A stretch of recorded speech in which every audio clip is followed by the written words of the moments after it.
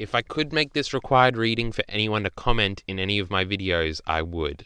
If there was a little fucking tick box I could tick on YouTube to make everyone have to see this as like a terms and conditions of commenting in my comment section, I absolutely would.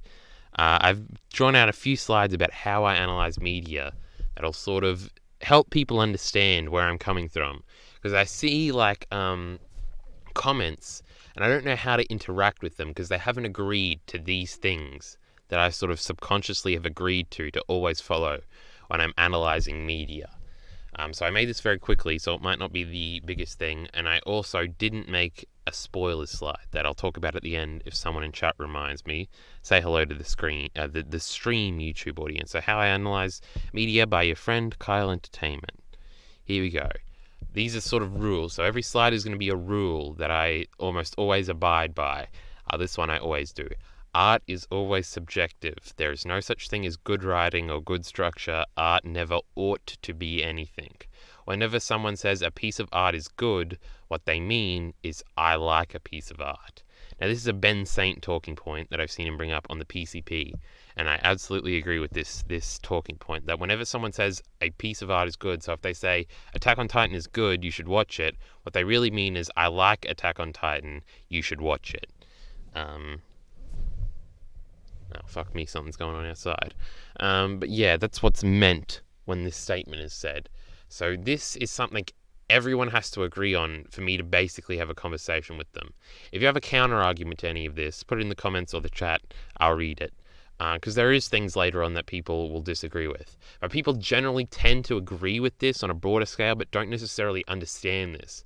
Like I think back to, I didn't always think this, by the way. I just didn't think about whether or not, this should be the first question you always think about when you think about analyzing anything.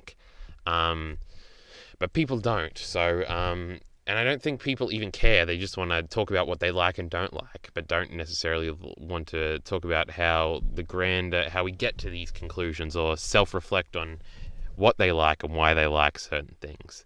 The example that comes to mind when I think about this is like Watch Mojo videos. I remember everyone like fucking watched these videos 5 years ago.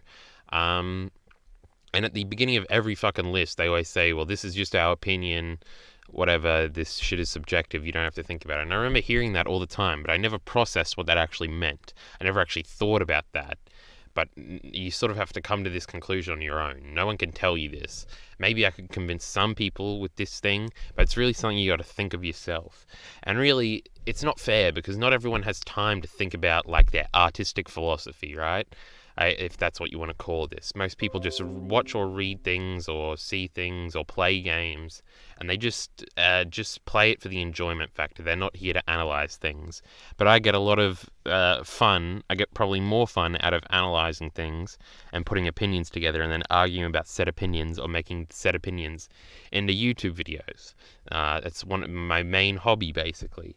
So, of course, I like to talk about this and I like to think about all this, even at the most fundamental, grand level, and whether or not art is objective or subjective, which it obviously, at least in my opinion, is subjective. Is that itself a subjective point? Who knows?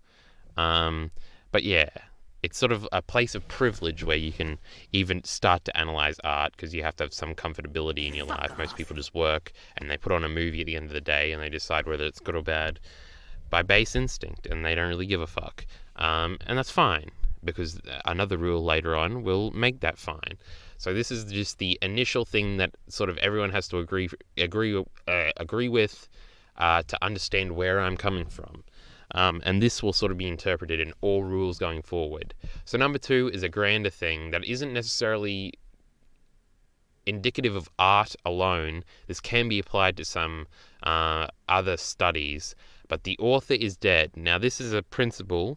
If you want more information on the author is dead principle, you can just Google it. There's a Wikipedia article. You can fucking find it, right? The author is dead is basically the opinion that it doesn't matter what the author says, he or she is a bitch. It doesn't matter. The author's interpretation is not the official interpretation. When someone releases something into the wild, it's free range. There's no such thing as a bad interpretation because of Rule 1. Art is always subjective. Attack on Titan is not objectively is not objectively not a fascist literature. I know I use the double not, but you understand. Attack on Titan is not objectively not a fascist literature. That's just someone's equally valid interpretation. Someone could say that Vito Corleone is alive in Godfather 3, and that's not objectively wrong. Collectively, everyone thinks this is wrong and stupid, but consensus means nothing, otherwise Transformers is objectively great. Know that I look at that summary of Vagabond, but what I want... Shit, I'm an idiot. Don't worry. It doesn't matter, Griff the Saga. I'll think about it. If you come up with it, put it in the fucking chat. We'll get back to this for now. So the author is dead, basically. It doesn't matter what the author's interpretation of something is. Your interpretation is just as valid as the author's. And your interpretation is just as valid as everyone else's. This is another thing that'll be expanded upon in the future. Any questions? I don't think so. The author is dead is a pretty accepted principle when it comes to art. I don't think many people argue that the author is an authority on anything he creates. It's very easy almost for someone to understand something better than an author if they're truly addicted to something. You can look at this like in video games. There's a lot of examples of this, of like the creators, the developers don't understand like their game enough, and so they can't make a meta game function properly. Like people who like esports players from respective games know the games better than the creators themselves. In that case, the author is dead. They understand something better than the author itself does. That's just an example of how this, I think, is undeniably true. But we'll keep going here. Always analysing, never emotionally involved. This is another thing. This particularly is valid in Attack on Titan discussions, because that's usually what I get the most comments about. I don't get emotionally invested in stories. I root for Gabby because people act... I root for Gabby, now we're getting into the Attack on Titan examples. I root for Gabby because people don't like her and it's funny. But if she were to die in the next chapter out of nowhere, I'd think that's awesome. That's why I was excited when it looked like Gabby had killed Eren. Exciting things are exciting. Berserk is the only series I would consider myself to be truly emotionally invested in, and it's really only Casca that I'm emotionally invested in. Tony Soprano and Junior Soprano may be exceptions to this rule. People seem to always be making emotional appeals in my comment sections, and don't understand Rule 3. So this is a bit colder. I don't get emotionally invested in stories. I certainly do to a certain extent. But like, my want for something interesting almost always trumps my emotional investment in something, unless it's Casca. The Eclipse is obviously incredibly interesting. Emotionally, I'm too attached to Casca to not change it if I had the chance. Seth. What are we saying? My writing teacher would preach that authors' statements about their work is word of God, and if I would argue with her all the time, God bless Kyle, of course. Don't worry, fuck them teachers.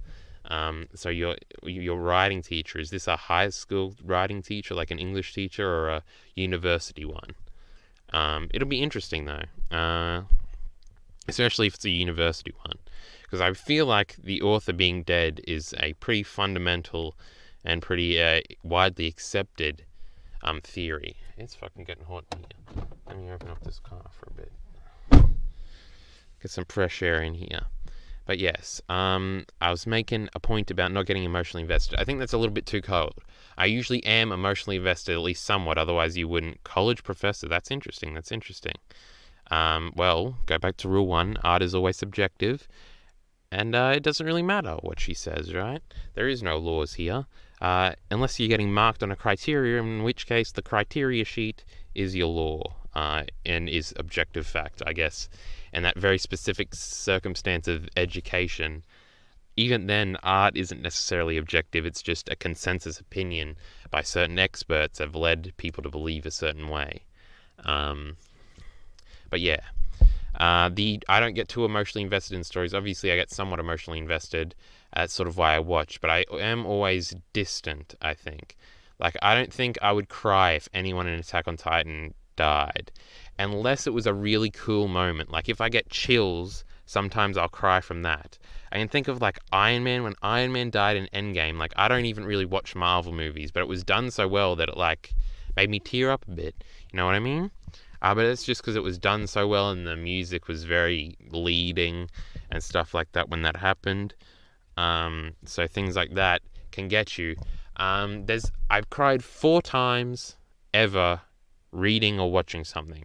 That was the Iron Man example was one. Casca coming back when we got the leaks of the chapters and Casca was back. I cried then like a girl. And then the other 2 were when I was rewatching Naruto at different times. I remember the first time was when I was way younger. I was maybe like 13. And at the funeral for the 3rd Hokage, they have like a big speech about the Will of Fire. And I don't know, it just got to me one time and I was like, this is some cool shit. And I was like, I fucking keep looking down at chat and I regret the Saga's thing, but I want to finish this point first. And the Will of Fire speech just got to me, and I was like, this is such a cool moment. I like got chills, and then I cried. I don't know, it seems to be like the chills come first, and the crying wasn't because I was sad. I'm not particularly invested in the 3rd Hokage. It's just sort of like I can replicate the emotions of the scene almost, if it's good enough. And then the other example from Naruto was from Shippuden, when I was rewatching Kushina's final speech to Naruto before she dies, when she's like impaled by the fox, and that got me one time, and it was the same thing, the chills, and then the tears, sad times. But those are the 4 examples I can think of. I'm pretty sure there's a 5th one, because I remember I always had an example of 2, and it was the Casca one and one other, when I didn't count the Naruto ones, but I forget what it is now, and I can never remember. So, functionally, it never happened.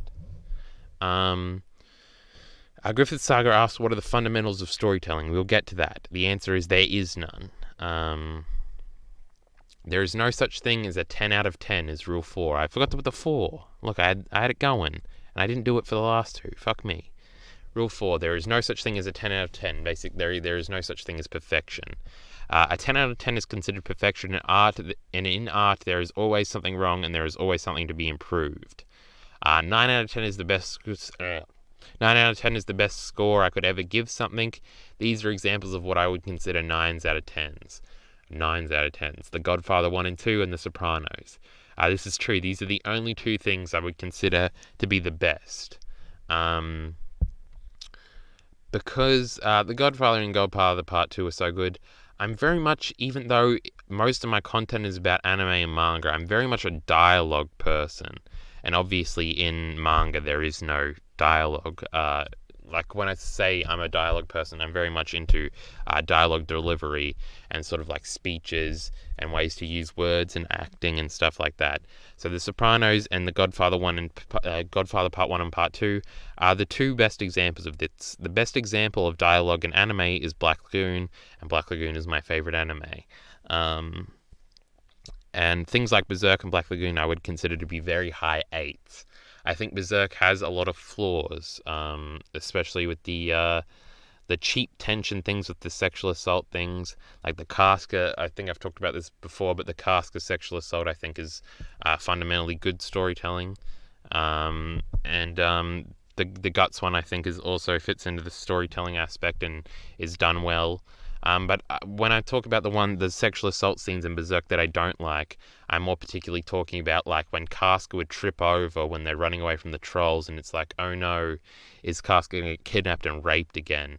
And that happened a lot. Like she'd wander off from Guts and like she'd nearly get raped by these dudes, and it's just like cheap tension that is not necessary. Wild I like to defend, but the sexual aspect of that is pretty indefensible.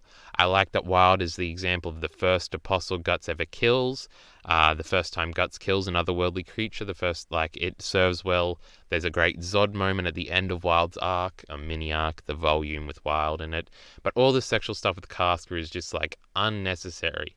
Because throughout that, Casca gets threatened to rape in the forest when Guts is fighting like the 100 men, and that one's fine. Because it sort of makes sense logically. But like Casca nearly gets raped in the Golden Age so much, and you understand now reflectively that it was all build up for when she eventually does get raped by Griffith. So it's like teasing and letting you know that this is probably going to happen eventually, and it's just cheap. It almost like the wild stuff especially is not necessary. It's like not necessarily something you have to tease. Like it gets the point across enough with the eclipse scene. So that's one of the biggest problems I have with Berserk. There's also retconning issues in Berserk and things like that. The dialogue is a bit weak in parts, even written-wise. Like, the fact that Guts delivers one-liners towards the end is like, the Father Mozgus fight goes on for too long. There are criticisms I have of Berserk, even though I like nearly everything about it, and it's probably the piece of art I think about the most on a day-to-day cycle. There are some problems there. Not major problems, but a lot of idiosyncratic problems that build up. Black Lagoon, I think I might consider it a 9, actually. I don't know. It's sort of like the open-endedness of the ending. I don't know. To find another flaw with Black Lagoon, what would it be? Is there janky animation in certain parts? I don't necessarily know. I really like nearly all of Black Lagoon's animation. I think it looks good. It uses CGI for the cars and it works. I guess there is certain bits of dialogue that aren't as good as the rest of the show. I don't know. I'm struggling to think of criticisms of Black Lagoon, so maybe it is a 9. Things like Attack on Titan would be a medium 8, I think. Attack on Titan is a bit generic at the beginning. Even though that sort of factors into the theme, it doesn't help that a lot of the character arcs, especially in like the opening 3 or 4 volumes, are very basic, and Isayama clearly didn't know the long term in terms of the characters, even if he did the plot. Character arcs like John at the very beginning is like painfully like boring and uninteresting, and then it really picks up. Like Attack on Titan progressively gets better and better and better until like this minute it's still getting better. So maybe it'll be a 9 or a higher 8 when it's all said and done. Vinland Saga, it wouldn't be anything less than a high 7. I don't know. Vinland Saga is very quick.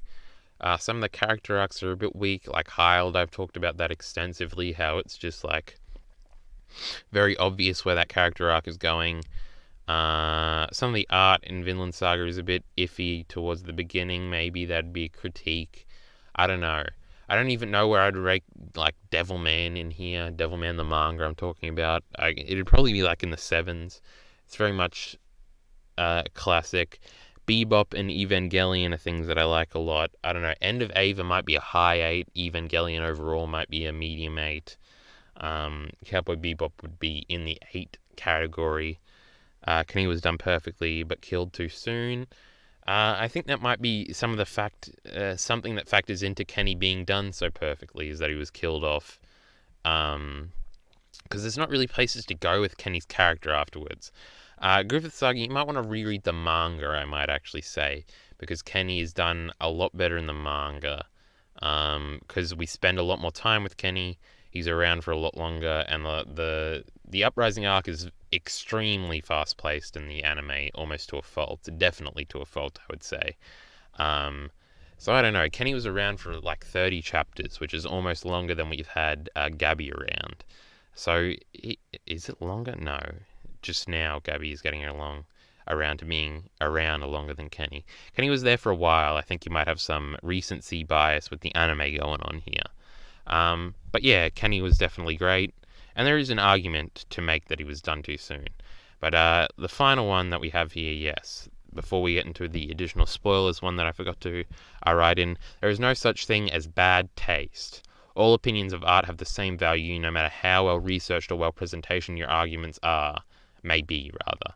Someone simply responding "fuck off, I like it" has equal value to my 40-minute hit piece on the Vinland Saga anime adaptation. There is no objectivity here. Basically, just here, I'm just saying that everyone's opinions are equal in art, and people get very insecure about their artistic values and what they like. Like, I don't know. I don't think I could ever be convinced that something I like is bad by a video, but people there's multiple comments in that Vinland Saga video like, you maybe dislike the show now, and I've heard Digibro talk about how he's got a lot of comments like this, as well. I want to check. I think the Villain Saga video finally has more dislikes than likes now. I changed the thumbnail to something that would be more aesthetically pleasing, and it'll probably get more clicks. So we'll fucking check this now, just to make sure, just to bring the point home, if you will. And we've been increasing in views. We're on 17 and 17. Look, I liked my own video to even it out. What a wonderful boy.